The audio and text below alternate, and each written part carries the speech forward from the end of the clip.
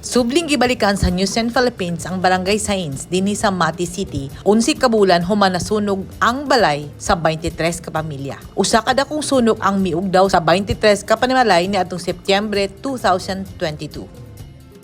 Pila ka adlaw human sa sunog, mitunol ang News and Philippines og gamay hinabang sa mga nasunugan og niadtong Biyernes mibalik ang News and Philippines aron itunol ang ikaduhang ayuda nga gilangkuban sa mga sinina sa bata, tsinelas ug bugas. Among gitunol kang Purok Leader Arthur Nalwa ang among gasa. Sa akong kabahin, mas dako gyud kayo may pasalamat niya na tungod sa inyong gisaad kanamo niadtong pagkasunog namo, pagkasunog sa area nga ang mobalik mo dinhi. Salamat gid kayo nga kinasing-kasing nga gihatag ninyo sa amoa isip ayuda. Ang among akong kuwala sa Newsline Philippines nga hinaot nga magpadayon ang inyong makanunayong pagsuporta sa tanan nga nanginahanglan sa inyong panabang. Hinaot paunta nga dili ninyo mapakyas ang tanan nga inyong saaran sama sa amo karon nga nahitabuan. Salamat gid kayo Newsline Philippines. Walay kabutangan sa kalipay si Purok Leader Nalwa ug sa pagdawat sa gasa kay dili na kini makatuo nga mobalik ang Newsline Philippines sa ilang komunidad. Sama kang Purok Leader Nalwa, kalipay ang gibati ni Barangay Captain Edgar Valera sa dihang nahibalan niya nga mibalik ang Newsline sa naisgutang purok. Pasalamat gyud ka nga dunay daghan o daghang mga nagkalalayong organisasyon nga naghatag ato, no? Especially na ang Newsline, grabe po na tabang yun sa maong mga nasunugan.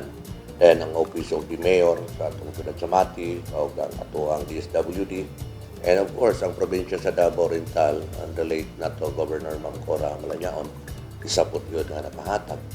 Uban ang ato ang provincial disaster o provincial DSWD.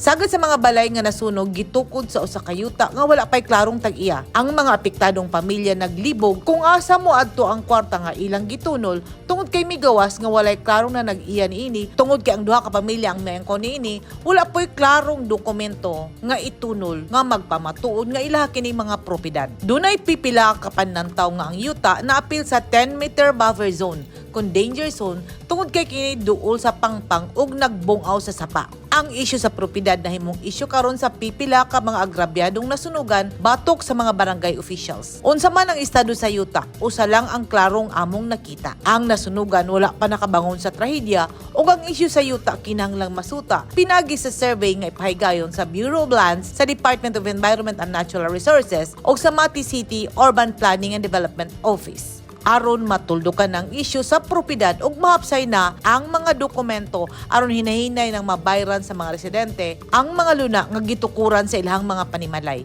Gikan ini sa Barangay Science, Mati City. Edith Caduay, News and Philippines. Stay safe!